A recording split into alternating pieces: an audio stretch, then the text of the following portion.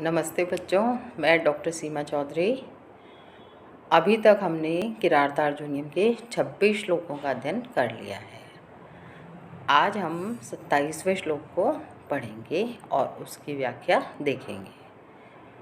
तो ये जो श्लोक प्रारंभ करें उससे पूर्व मैं आपको बता दूं कि जो दुर्योधन है उसका इतना यश फैल चुका है कि वनेचर ने आकर युधिष्ठिर के सामने वो वर्णित किया और उससे जो उपहार उसे मिले उनको लेकर के वो ग्रहण करके वहाँ से चला गया।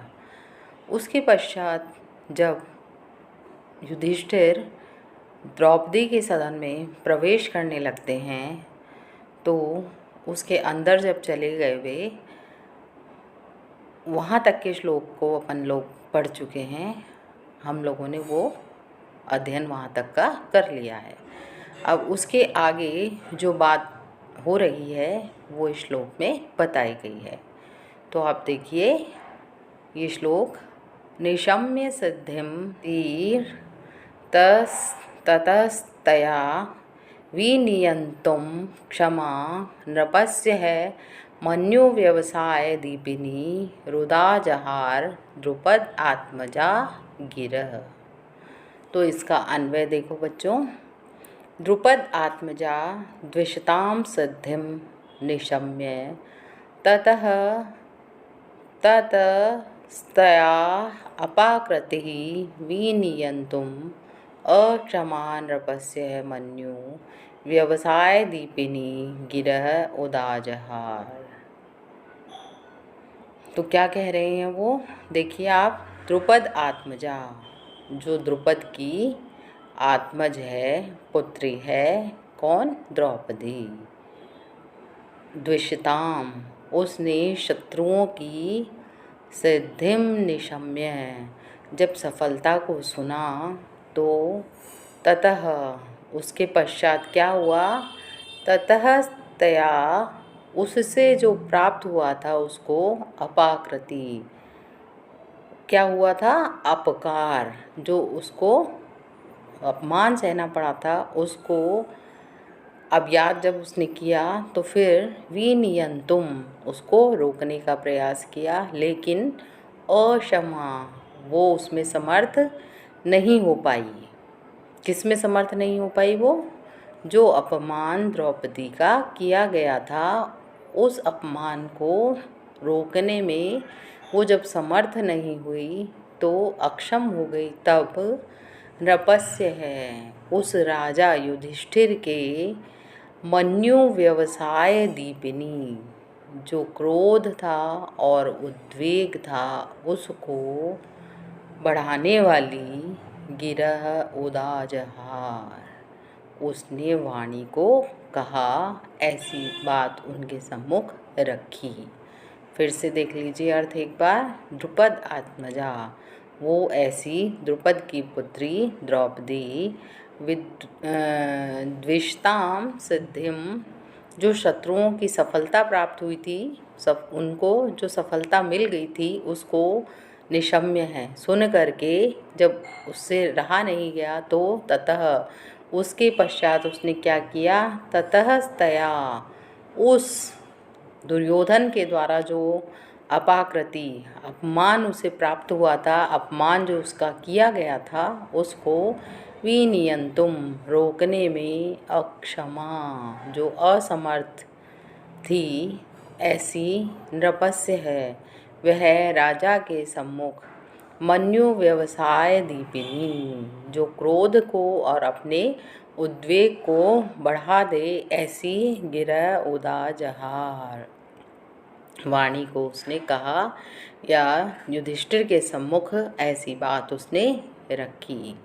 तो इसकी व्याख्या देखिए यहाँ वो क्या कह रही है कि द्रुपद की जो राजपुत्री है पांचाली, वो वनेचर के द्वारा कही हुई दुर्योधन की राजनीति की सफलता को युधिष्ठिर के मुख से सुनकर के बहुत ही दुखी हुई, लेकिन वह अपने आप को शत्रुओं से बदला लेने में असमर्थ अनुभव करती हुई शांत होकर बैठे रहने वाले धर्मराज युधिष्ठिर के ही क्रोध और युद्ध के उद्योग को बढ़ाने के लिए जो वाणी कहनी चाहिए वह उसके सम्मुख कहने लगी कि आप किस प्रकार से शांति को धारण किए हुए हैं, जो आपके लिए बिल्कुल भी उचित नहीं है।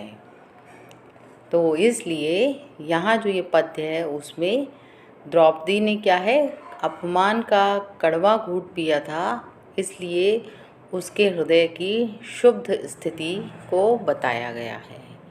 और उसके हृदय में जो प्रतिशोध की आग जल रही थी, जब उसने दुर्योधन की राजनीति की सफलता की बात सुनी तो वो और अधिक बढ़ गई। द्रौपदी कैसी है, बोलने में वाक्पटु है और विदुषी नारी है।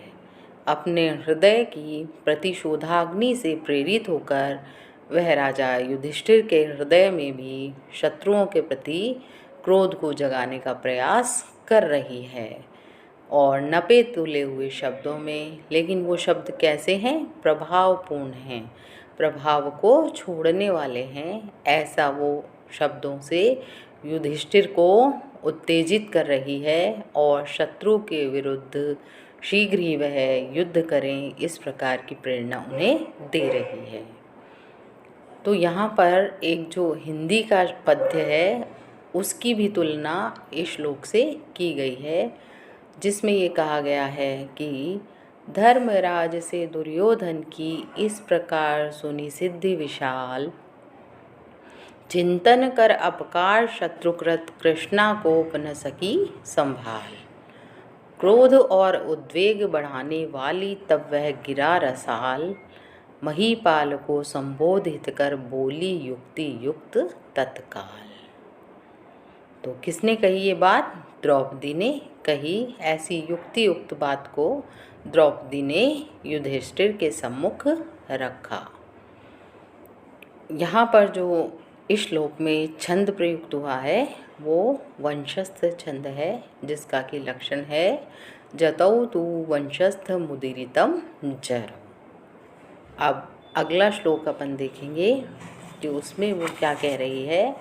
जब उसने क्रोध और उद्वेग को बढ़ाने वाले शब्द युधिष्ठिर से कहे तो वो उसे इस तरह से तैयार कर रही है कि आप शांति को धारण मत कीजिए, आप युद्ध को करने के लिए तैयार हो जाइए। तो उसके लिए वो कह रही है कि भवादृशेषु प्रमदाजनोदितं भवत्य अधिक्षेप इवानुशासनम, तथापि वक्तुं व्यवसाययन्ति मां निरस्तनारी समया दुराधय। तो इसका अन्वय देखो बच्चों, भवादृशेषु प्रमदाजनो उदितम अनुशासनम अधिक्षेप इव भवति, तथापि निरस्तनारी समया दुराधयः मां वक्तुं व्यवसाययन्ति।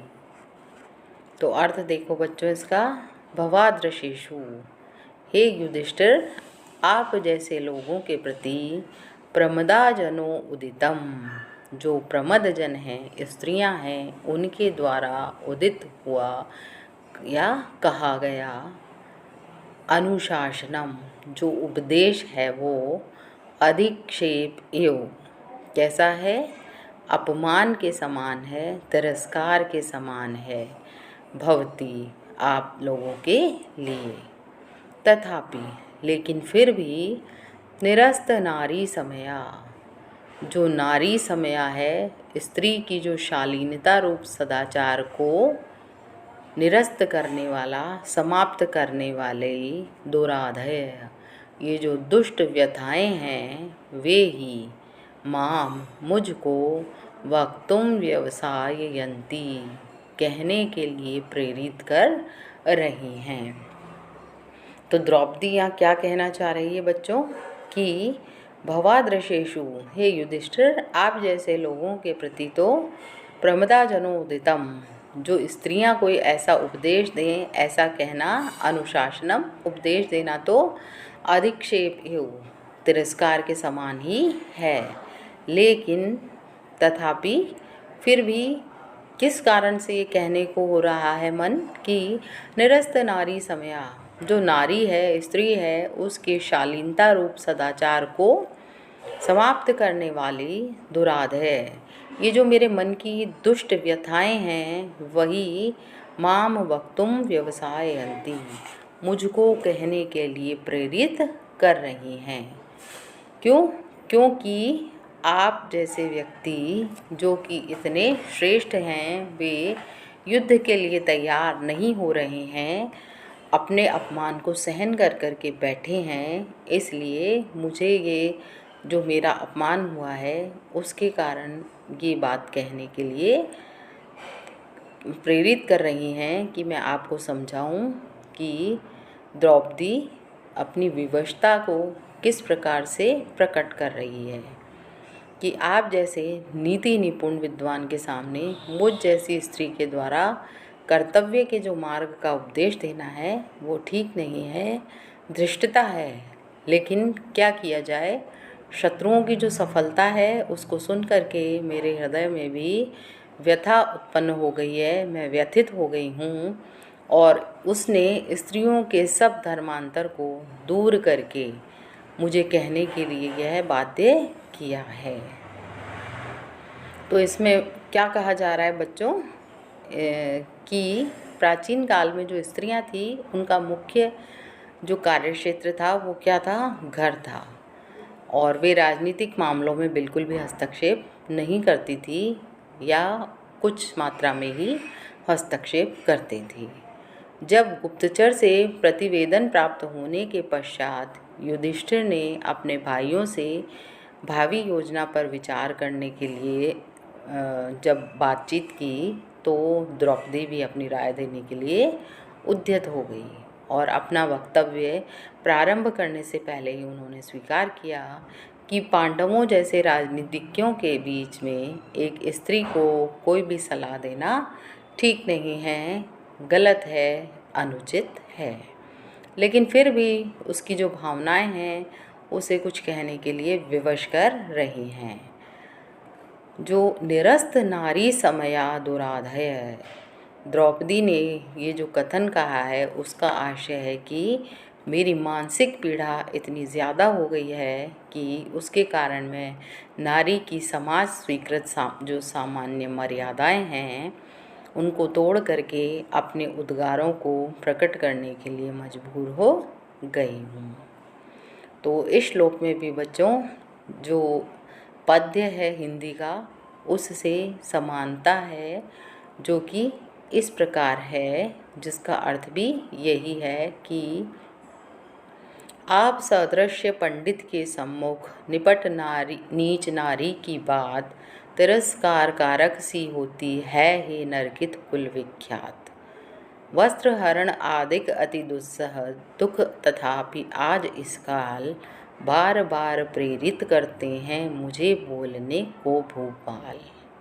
तो हे भूपाल, इस पृथ्वी के स्वामी युधिष्ठिर, मुझे यही व्यथाएं बार बार आपके सम्मुख बोलने के लिए प्रेरित कर रही हैं। यद्यपि स्त्री को युद्ध आदि विषयों के बारे में इतना अधिक हस्तक्षेप करके चर्चा नहीं करनी चाहिए, लेकिन ये मेरी जो व्यथा है मानसिक, उसी के कारण मैं आपके समक्ष अपनी बात को रखने के लिए कह रही हूँ या रखती हुई ये बात कह रही हूँ, जिसमें नारी के लिए जो उचित नहीं है उसको भी भूल करके मैं आपके सम्मुख ये सब बातें रख रही हूँ, क्योंकि मानसिक रूप से मैं बहुत ज़्यादा परेशान हो रही हूँ। तो बच्चों, आज ये 2 श्लोक हमने किरातार्जुनीयम के देखे हैं, 27वां और 28वां। अब आगे की कक्षा में इसके आगे से प्रारंभ हम करेंगे।